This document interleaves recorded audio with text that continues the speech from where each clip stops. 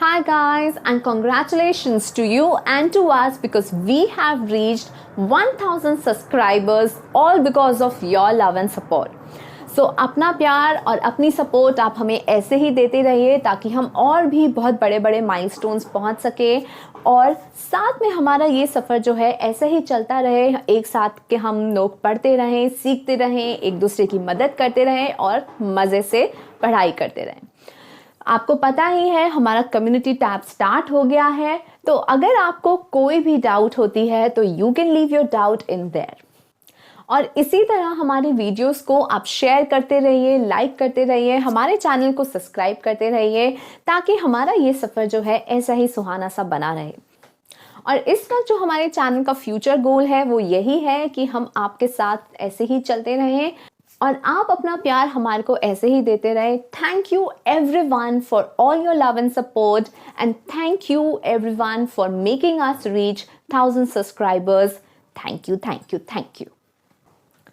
तो इसी स्पेशल शुरुआत के साथ आज हम एक नई शुरुआत करने जा रहे हैं क्योंकि आज हम शुरू कर रहे हैं क्लास 9 की साइंस सीरीज। तो आज हम करने वाले हैं क्लास 9 का चैप्टर 13 NCERT से Why Do We Fall In।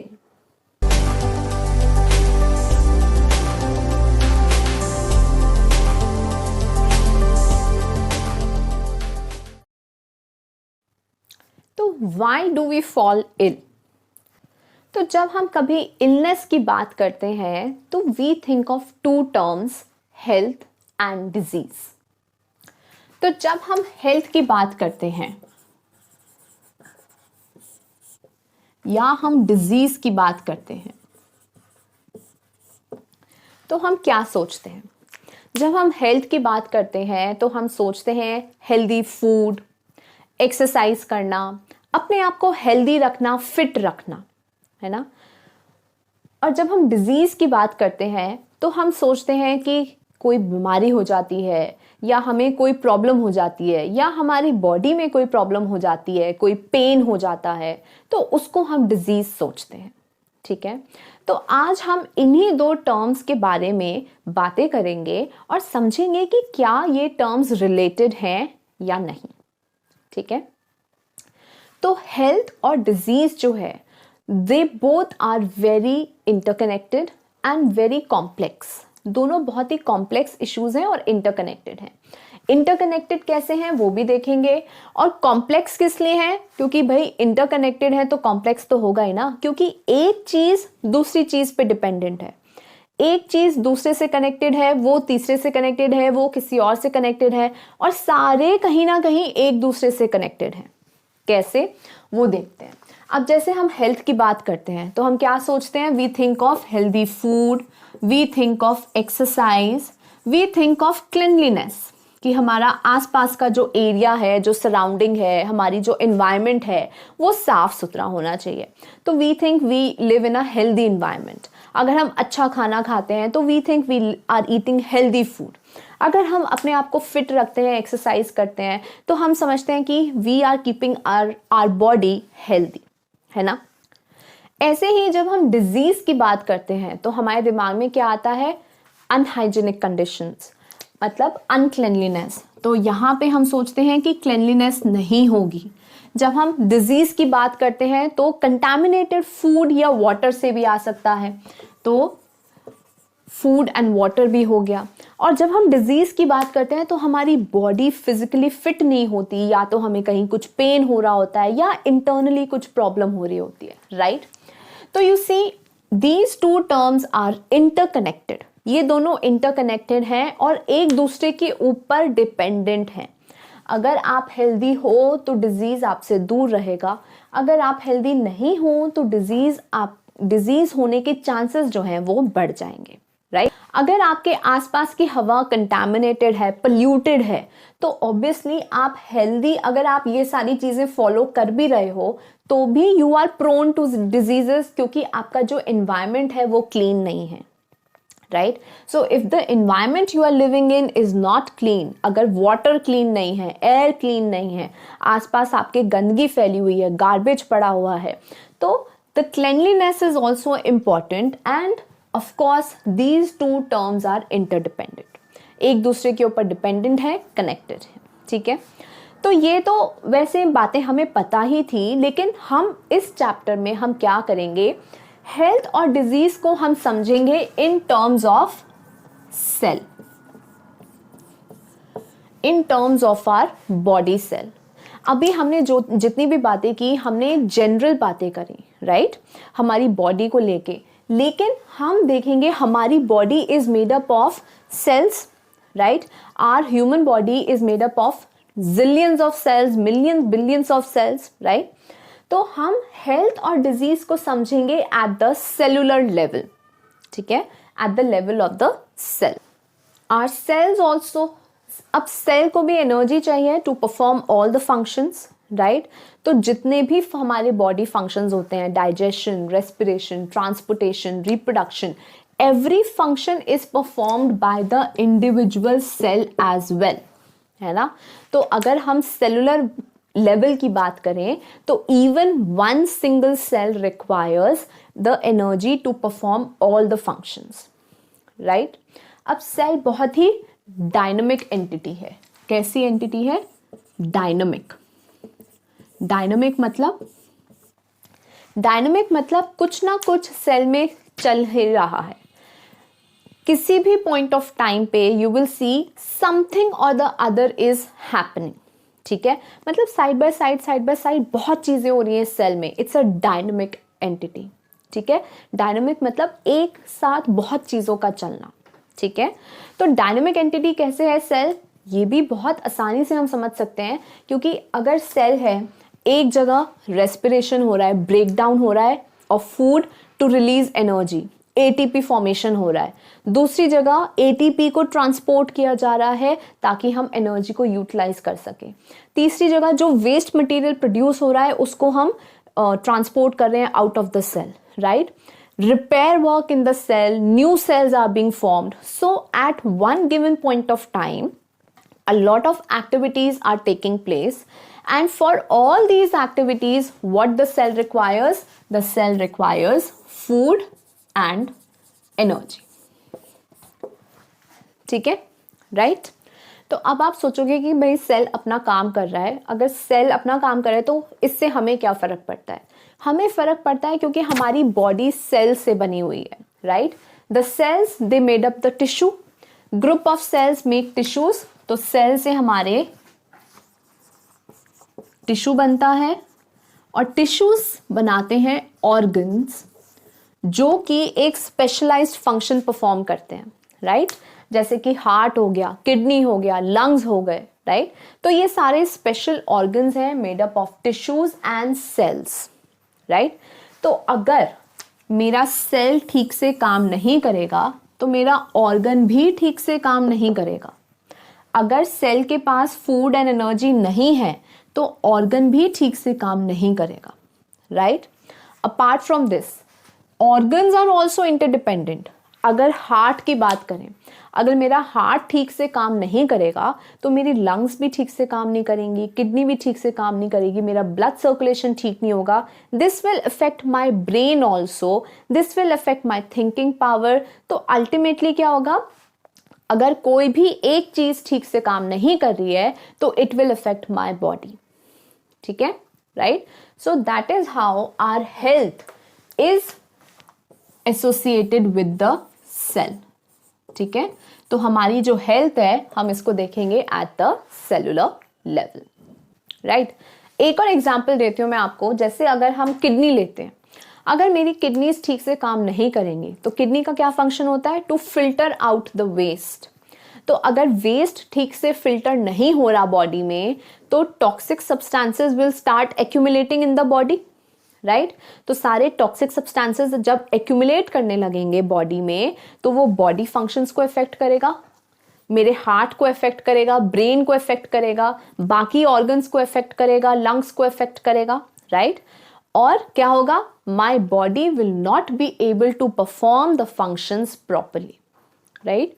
So the health of our body is associated with the health of our organs, and organs health is ultimately associated with the health of our cells.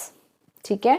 और sales को क्या चाहिए? Cells को चाहिए food and energy to perform the functions properly. तो अब हमें ये तो समझ में आ गया है कि हमारी हेल्थ जो है हम सेलुलर लेवल पे डिस्कस करने वाले हैं, लेकिन वो स्टार्ट करने से पहले हम पहले समझ लेते हैं कि इस टर्म का मतलब क्या है, हेल्थ का मतलब क्या है। हेल्थ का मतलब अगर हम देखें by dictionary, it is the state of being well. तो ये एक स्टेट है जहां पे हम समझते हैं कि वी आर वेल, ठीक है। It's a state of our mind where we think that we are well, ठीक है। हेल्थ जो है सिर्फ फिजिकल नहीं होती, मेंटल भी होती है। The health of our brain, the health of our mind, ठीक है। और health depends on our social factors also, ठीक है। एक एक करके करते हैं ये सारे फैक्टर्स। पहले फिर से हम देखते हैं हेल्थ होता क्या है। Health is the state of being well, the state of well being is called health, ठीक है। तो अगर you are well, you are healthy, right, ठीक है। और हेल्थ को हम 3 पैरामीटर्स में मेजर कर सकते हैं, physical parameter, mental parameter and social parameter. Physical parameter हो गया हमारा फिजिकल हेल्थ, हमारी बॉडी स्ट्रेंथ, ठीक है, हमारी बॉडी हेल्दी है कि नहीं है, फिजिकल पैरामीटर। मेंटल पैरामीटर हो गया हमारे माइंड से रिलेटेड, हमारा माइंड हेल्दी है कि नहीं है। अब ये कैसे करते हैं?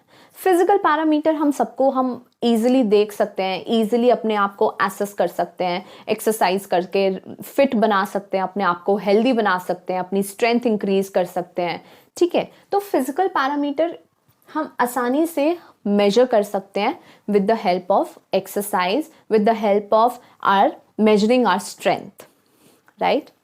मेंटल पैरामीटर क्या होता है? मेंटल पैरामीटर मतलब कि आपका जो ब्रेन है, आपका जो माइंड है, वो वेल बीइंग स्टेट में है कि नहीं है।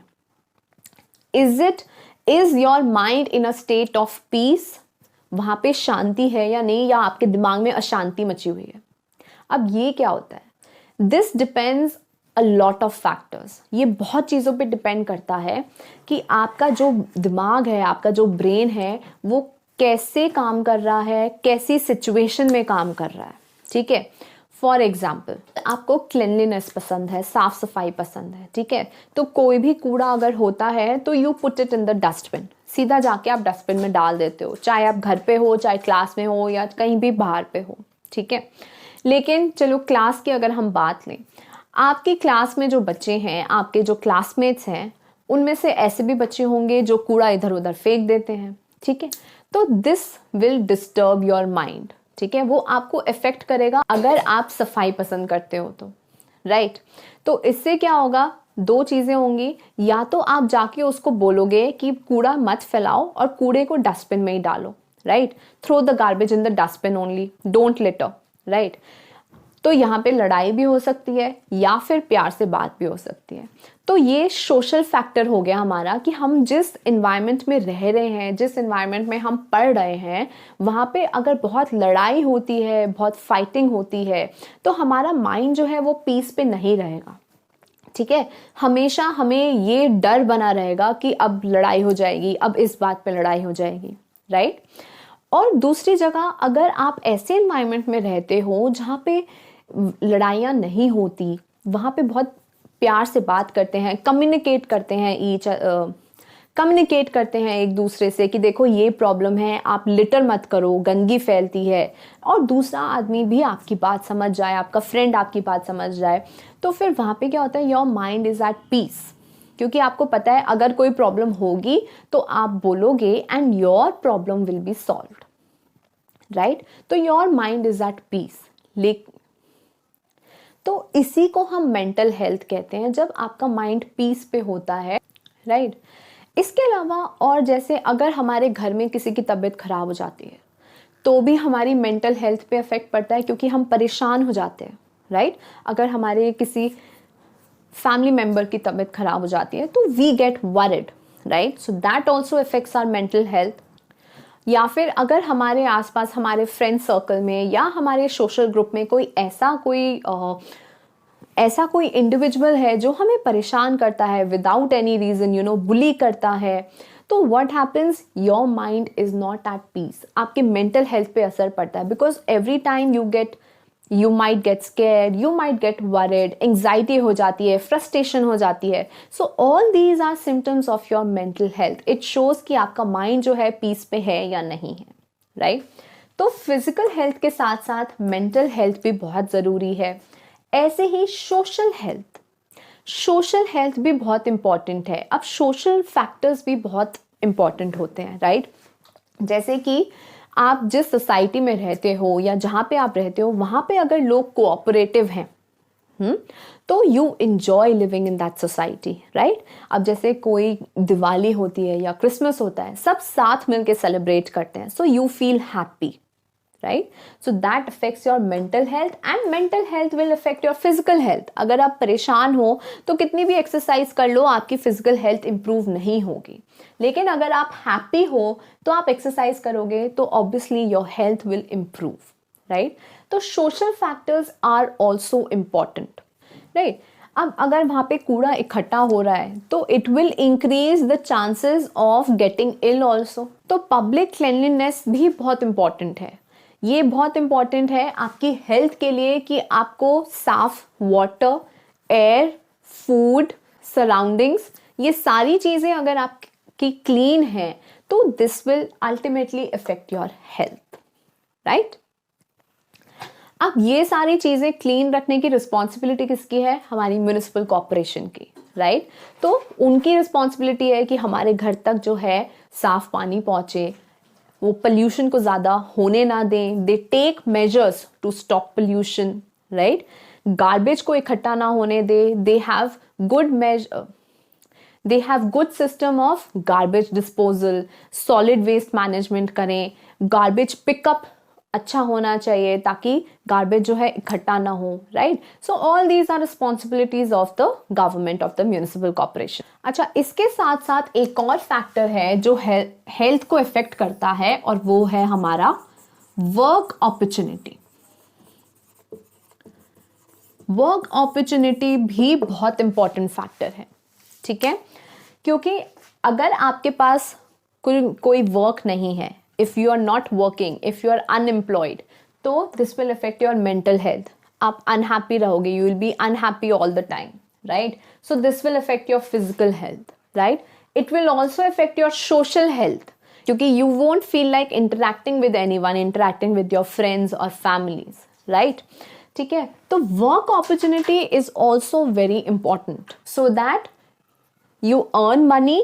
And from the money that you earn, you can buy good food, good house, good clothes. And when you buy good things, you feel good about yourself, right? So feeling good, happiness is also a measure of being healthy.